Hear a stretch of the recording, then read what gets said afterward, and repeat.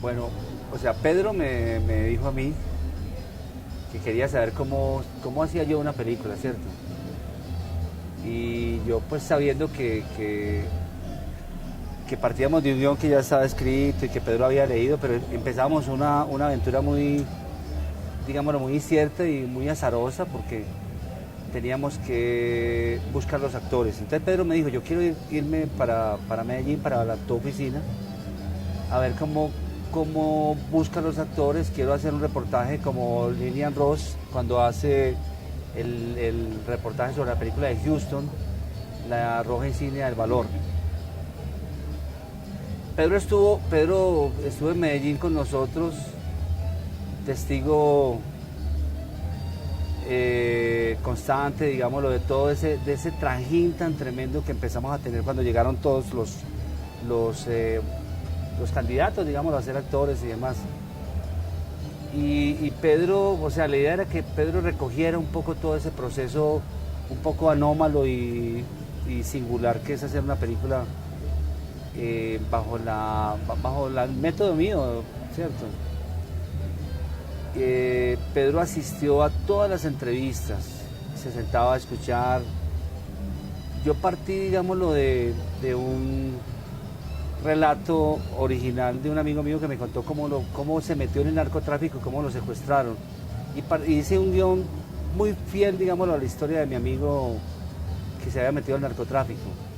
Pero de todas maneras, cuando Pedro llega, digámoslo, a la oficina a mirar el proceso y de todo de la aventura de hacer la película, nosotros empezamos, digámoslo, a hacer una especie de voz colectiva de ese relato de mi amigo, porque el narcotráfico no le ocurrió solamente a mi amigo, sino a todo Medellín. A muchísima gente le ocurrieron las mismas anécdotas que a él le pasaron.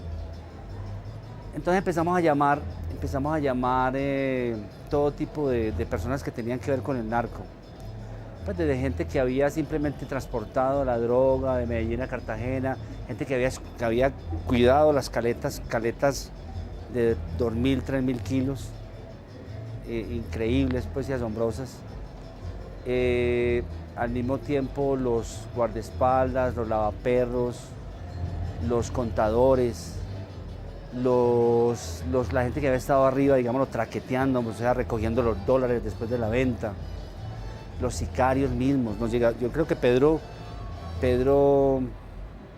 se asombraba como yo de que nos llegaba todo tipo de gente que había estado desde cualquier, como digámoslo, el narcotráfico es una empresa económica donde participa mucha gente en la división del trabajo del narcotráfico. Participa digámoslo, un espectro grandísimo de personas, desde, por ejemplo, los cocineros, ¿cierto? Los sicarios mismos, bueno, y repito, las esposas de los traquetos, los hijos de los traquetos, los hermanos de los traquetos. Todo el mundo empezó a hablarnos desde todos esos puntos de vista y yo iba alimentando el guión con esa voz colectiva porque, repito, teníamos un relato original de algo que le había pasado a alguien, que lo habíamos respetado de comienzo a final sin cambiar nada de lo que había pasado, pero teníamos que alimentarlo, teníamos que darle un contexto de la ciudad. Teníamos que mostrar los restaurantes donde estaba la gente, los traquetos, esos grandes inútiles y esos alegres inútiles, negociando todas las tardes, emborrachándose, hablando por teléfono, inventando ese negocio escabroso del narcotráfico. Y enamorando y después ultrajando y después haciendo grandes gestos de absurdo y de demencia, ¿cierto? Perdón, ¿y Pedro cómo participaba? ¿Tú le transmitías o él estaba ahí? No, Pedro estaba ahí, Pedro estaba todo el tiempo ahí. Se sentaba a escucharnos, ¿cierto? Nosotros grabamos y transcribíamos todas las entrevistas, hicimos más de 2.000 páginas de entrevistas de toda esa, del espectro del narcotráfico. Y yo tenía la esperanza, pues, digamos, que Pedro entendiera un poco ese método de hacer una película que consiste en partir de un guión provisional y empezar a alimentarlo de voces colectivas. Nos pasábamos, es decir, en la mañana empezábamos bastante sensatos, en la tarde estábamos ya digamos, emocionados, ¿cierto? En la noche ya no aguantábamos tantas verdades y ya al amanecer, hermano, nosotros ya sacábamos conclusiones mágicas y hermosas de todo lo que nos decían y todo el mundo metía la mano, digámoslo. Pedro también fue testigo de eso, que yo era simplemente una especie de escritor de cartas de amor de parque, que todo el mundo me decía, pero ahora eran cartas de narcotráfico. Todo el mundo me decía, Víctor, acordate de esto.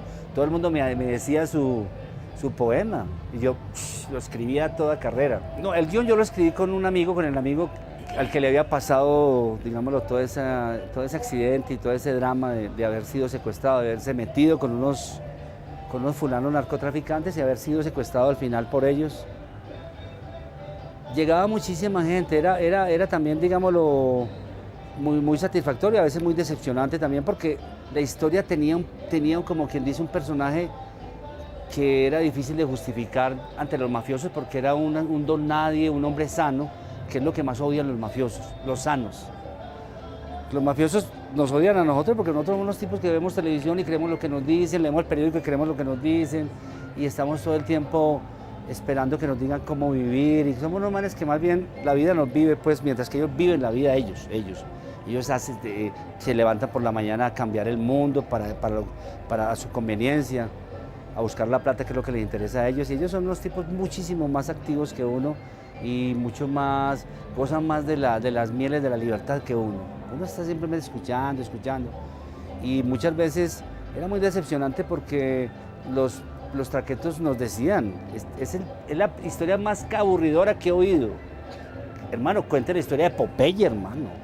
Ese sí era un berraco, cuente la historia de fulanito de tal, cuente la historia de tal. Entonces, ellos no entendían y era difícil, digamos, aguantar el asedio de ellos, el asedio de que nuestra historia tenía un sentido, porque les parecía muy aburrido el personaje, porque era un sano, un tipo que no se enteraba de nada, que medio observaba, iba sacando conclusiones siempre tardíamente, las cosas siempre le pasaban adelante, y él era un pelele, pues un títere de las circunstancias, un tipo que lo miran como un posible traído.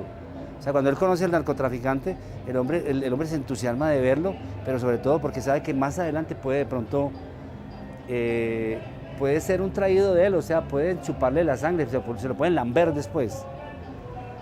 Ellos no entendían que yo quería una película desde un punto de vista de un man normal, de un man sano, de un tipo que no se levantaba a narcotraficar, sino que estaba ahí viendo, como todos nosotros que estamos viendo que la vida nos proponga, y nos gusta más bien que la vida como que nos refresque y pase nos gusta eso. Mientras que ellos no, ellos van adelante de todo.